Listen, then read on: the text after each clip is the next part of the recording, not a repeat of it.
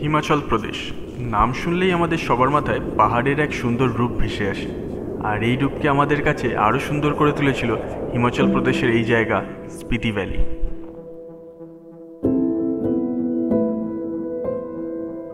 কথাটা একদমই সঠিক। জীবনের আসল মজা নিতে হলে নিজেদের কমফোর্ট জোনের বাইরে গিয়ে কিছু করতে হবে, আর তখনই কিছু মুহূর্ত এমন তৈরি হবে যা সারা জীবন সাথে থেকে যাবে।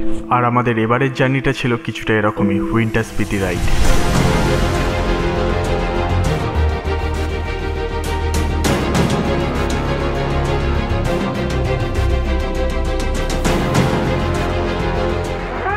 বাহুবলী অমরেন্দ্র বাহুবলী।